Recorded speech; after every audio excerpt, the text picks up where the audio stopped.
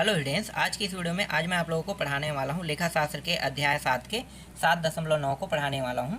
तो 7.9 है, ठीक है, उसमें दिया क्या है, प्रारंभिक प्रविष्टि की खतौनी दिया हुआ है। तो ये प्रारंभिक प्रविष्टि की खतौनी का अर्थ क्या होता है? प्रारंभिक प्रविष्टि की खतौनी का अर्थ होता है जो वित्तीय वर्ष होता है उसके समाप्ति के बाद जो हिसाब किताब की जो पुस्तकें होती है ना, उसे बंद कर दिया जाता है तथा नए वर्ष के नवीन पुस्तकों का उपयोग किया जाता है। इसी को हम कहते हैं प्रारंभिक प्रविष्टि का अर्थ कहते हैं, ठीक है। तो प्रारंभिक प्रविष्टि का अर्थ आपको समझ में आ गया। अब प्रारंभिक प्रविष्टि के अर्थ के बाद यहाँ पे एक टॉपिक दिया हुआ है, प्रारंभिक प्रविष्टि की विशेषताएं। तो प्रारंभिक प्रविष्टि की विशेषताएं क्या क्या है, इसे देख लेते हैं। तो प्रारंभिक प्रविष्टि की विशेषताएं में पहला जो टॉपिक है वो है प्रारंभिक प्रविष्टि वर्ष के प्रारंभ में केवल एक बार की जाती है। अभी मैंने अर्थ बताया उससे ये मिलता जुलता है। दूसरा, प्रारंभिक प्रविष्टि नकल बही में प्रथम पंजी के रूप में होता है, मतलब जो नकल बही है उसमें प्रथम पंजी के रूप में उसे माना जाता है, दर्ज किया जाता है। तीसरा, प्रारंभिक प्रविष्टि का मुख्य उद्देश्य गत वर्ष के व्यक्तिगत एवं संपत्ति के खातों के शेषों को नए वर्ष में लाना होता है। नए वर्ष में कैसे लेते हैं? जब हम खतौनी करते हैं ना, तो खतौनी करते हैं तो उसमें देखे होंगे, है ना, खतौनी और जनरल में बहुत अंतर है, याद रखना, ठीक है। जनरल जो है उसमें अलग तरीके से किया जाता है और खाता बही में अलग किया जाता है जो खतौनी से संबंधित रहता है। इसके बाद देखो चौथा, प्रारंभिक प्रविष्टि गत वर्ष के चिट्ठे के आधार पर की जाती है। पांचवा, प्रारंभिक प्रविष्टि एक अंतरण प्रविष्टि मात्र है। इसी तरीके से देखो इसकी आवश्यकता कब होती है प्रारंभिक प्रविष्टि की। तो पहला है गत वर्ष के लेनदारों को भुगतान की जाने वाली राशि की जानकारी हेतु, और ये जो जानकारी है ये एक वित्तीय वर्ष का है ना, एक वित्तीय वर्ष, जैसे कि आपका स्कूल जो है कब से कब खुलता है भाई, 15 जून से स्टार्ट हो जाता है आपका स्कूल और वो अंतिम डेट कितना होता है, 14 जून तक के होता है ना। तो आप ये कह सकते हो 15 जून से 14 जून तक के आपका वित्तीय वर्ष होता है स्कूल का। तो सेम इसी प्रकार से बैंक का अलग होता है, व्यापारियों का अलग होता है वित्तीय वर्ष, किसी का दिसंबर माह में कंप्लीट होता है तो किसी का मार्च माह में कंप्लीट होता है ना। चलो आगे देखो, इसके बाद देखो गत वर्ष के देनदारों से कितनी राशि भुगतान में प्राप्त की जाती है जानने हेतु इसका उपयोग किया जाता है। तीसरा, व्यापार में प्रयोग की जाने वाली संपत्तियां कौन कौन सी है की जानकारी। चौथा, इस तरह प्रत्येक वर्ष एक कड़ी का काम करता है, अतः एक वर्ष की बाकियों को अगले वर्ष में ले जाना अर्थात एक सतत चलने वाली प्रक्रिया है। इसके बाद देखो नकल बही में प्रारंभिक प्रविष्टि करना। तो नकल बही में प्रारंभिक प्रविष्टि कैसे करते हैं, जैसे कि समस्त संपत्तियों तथा देनदारों के खाते विकलन किए जाते हैं। दूसरा है समस्त दायित्व अथवा लेनदारों के खाते, जिसे हम क्या कहते हैं, समाकलन, मतलब जमा किए जाना, जिसे क्रेडिट कहा जाता है ना। इसके बाद देखो प्रविष्टि यहाँ पे दिया हुआ है, तो ये प्रविष्टि का उदाहरण है, ये समझ सकते हो। तो ये विविध संपत्ति तथा देनदारों के खाते से संबंधित है, जिसे हम क्या कर रहे हैं, डेबिट कर रहे हैं, मतलब विकलन कर रहे हैं विभिन्न दायित्वों के खाते से और गत वर्ष नए शेष वर्षों में लाएंगे कह रहा है, ठीक है, ये समझ सकते हो, उदाहरण है। इसके बाद देखो यहाँ पे यदि प्रश्न में पूंजी की राशि न दी गई हो तो संपत्ति के जोड़ में से दायित्वों को जोड़ घटाकर शेष बची हुई राशि को पूंजी मान लिया जाता है और इसके लिए क्रेडिट प्रविष्टि की जाती है। इसके विपरीत यदि दायित्व का जोड़ संपत्ति के जोड़ से अधिक हो तो अंतर की राशि को ख्याति मानकर इसके डेबिट प्रविष्टि कर दी जाती है।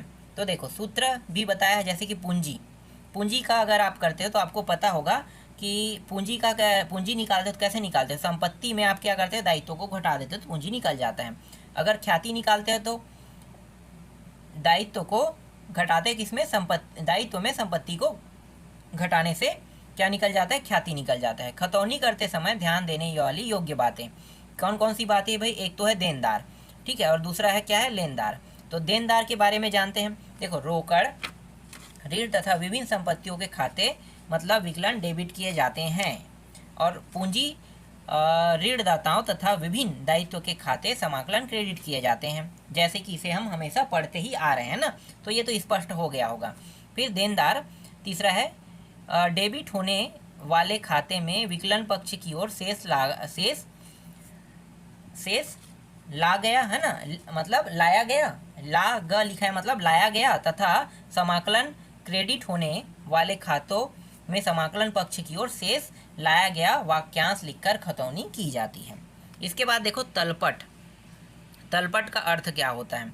तो तलपट क्या होता है भाई? तलपट के बारे में हम शुरू से ही पढ़ते आ रहे हैं ना। दोहरा लेखा प्रणाली के आधार पर तैयार किए गए खातों के विकलन तथा समाकलन पक्ष की राशि के योग अथवा शेषों को ज्ञात करने के पश्चात उनकी गणितीय शुद्धता की जांच करने के लिए एक निश्चित तिथि पर तैयार की गई खातों की सूची तलपट कही जाती है। तलपट की विशेषताएं। तलपट एक विवरण है, तलपट खाता नहीं एक विवरण है। दूसरा है विशेष तिथि। तलपट किसी विशेष तिथि को ही बनाया जाता है। तीसरा, लेनदार खाते की सूची, इसमें प्रत्येक लेजर खाते की सूची होती है। चौथा है योग बराबर। तलपट के डेबिट पक्ष तथा क्रेडिट पक्ष का योग बराबर बराबर होना चाहिए।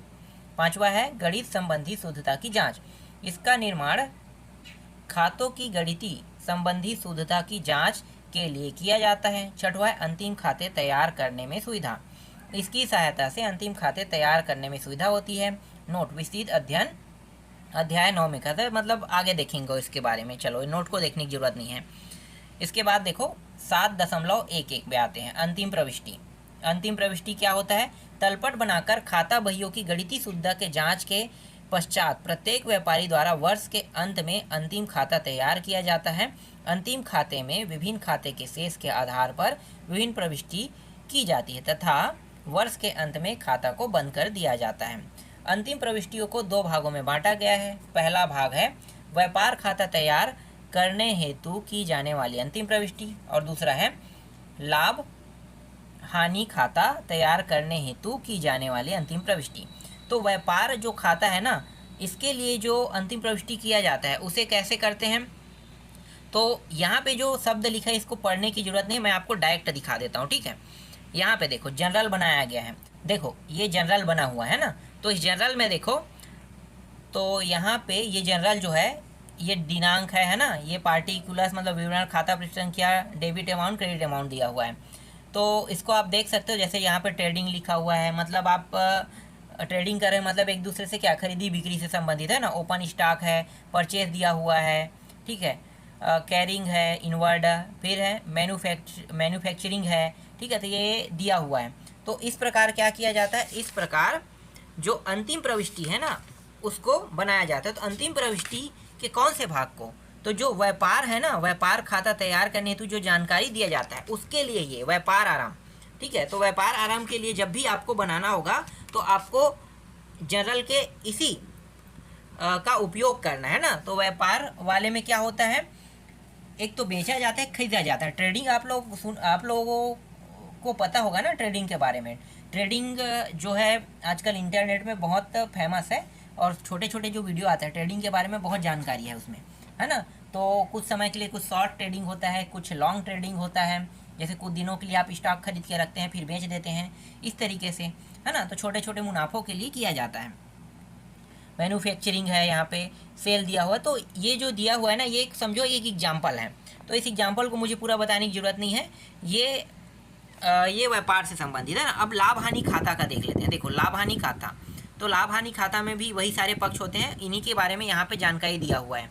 जैसे कि यहाँ पे आप देख सकते हो खाता बही के विभिन्न खातों में जिसमें शेयर डेबिट होते हैं, है ना, तथा खातों के क्रेडिट किया जाता है, ये सब चीज़ लिखा हो। तो डेबिट क्रेडिट जो पक्ष दिया है वही सब चीज़ यहाँ पे लिखा है, तो इसको भी देखने की जरूरत नहीं है। बस यहाँ पे देखो किस तरीके से जब आप प्रॉफिट और लॉस का बनाते हैं, मतलब लाभ हानि का बनाते हैं, तो इस प्रकार आपको लिखना पड़ेगा। ऊपर में क्या लिखोगे, प्रॉफिट एंड लॉस, है ना, मतलब हिंदी में अगर कहें तो लाभ और हानि कहेंगे, ठीक है। कोई चीज़ अगर आप बेचते हो, देखो इंश्योरेंस बेच रहे हो, रेंट दे रहे हो, ठीक है।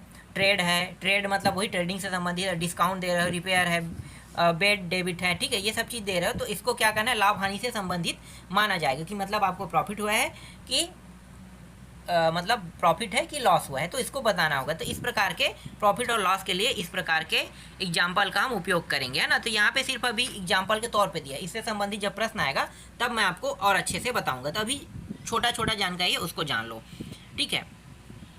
तो इसको पूरा बताने की जरूरत नहीं, यहाँ पे अभी आपको समझ में नहीं आएगा। इसके बाद देखो, क्या प्रारंभिक एवं अंतिम प्रविष्टि करना अनिवार्य है?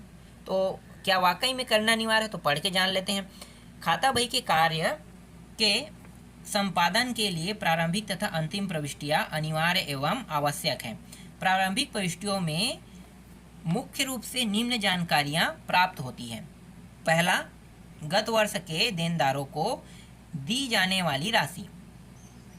दूसरा, गत वर्ष के देनदारों से प्राप्त होने वाली राशि। तीसरा, व्यापार के उपभोग में आने वाली संपत्तियों की जानकारी।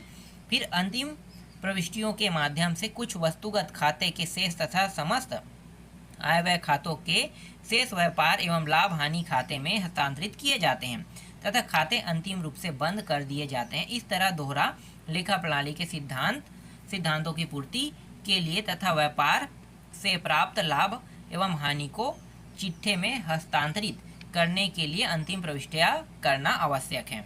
इसी तरीके से 7.12 को भी देख लेते हैं। ये पूरा थ्योरिकल है ना, अभी हम सिर्फ थ्योरिकल देख रहे हैं। इसके बाद उदाहरण है उसको भी देखेंगे। तो यहाँ पे जो प्रारंभिक व अंतिम प्रविष्टि में अंतर है उसको देख लेते हैं। तो एक तो है आधार के हिसाब से, एक है संबंध के हिसाब से। आधार हो गया पहला आपका, दूसरा संबंध, तीसरा मद्दों को लिखना और समय, इनके आधार पर अंतर किया गया है। तो आधार के हिसाब से देख लेते हैं। तो आधार के हिसाब से पहला देखो, प्रारंभिक प्रविष्टि यह गत वर्ष के चिट्ठे के आधार पर बनती है, जबकि अंतिम प्रविष्टि क्या होता है, यह चालू वर्ष के तलपट के आधार पर बनती है। संबंध के आधार पर देखते हैं प्रारंभिक प्रविष्टि को, तो इसके आधार पर नए वर्ष में खाते खोले जाते हैं। जबकि अंतिम प्रविष्टि में क्या है, इन प्रविष्टि के आधार पर चालू वर्ष के खाते बंद किए जाते हैं। देखो अंतर बहुत है ना, एक को चालू वर्ष के खाते को बंद किया जाता है और इसमें प्रारंभिक में नए खाते खोले जाते हैं। फिर मध्य देखो, मध्य में इसमें वस्तुगत व व्यक्तिगत मध्य शामिल होते हैं, जबकि अंतिम प्रविष्टि में क्या है, इसमें आय व्यय तथा माल खाते की कुछ मध्य शामिल होते हैं। चौथा है मद्दों की लिखना। तो इसमें चिट्ठे को दोनों पक्षों की सभी मद्दों लिखे जाते हैं, जबकि अंतिम प्रविष्टियाँ में क्या है, इसमें तलपट की कुछ मद्दे ही आती हैं। समय, इस वर्ष के प्रथम दिन लिखा जाता है और इसे इस वर्ष के अंतिम दिन लिखा जाता है। तो आज के वीडियो में बस इतना ही, बाकी जो टॉपिक बचा है उसको मैं आपको नेक्स्ट वीडियो में बताऊंगा।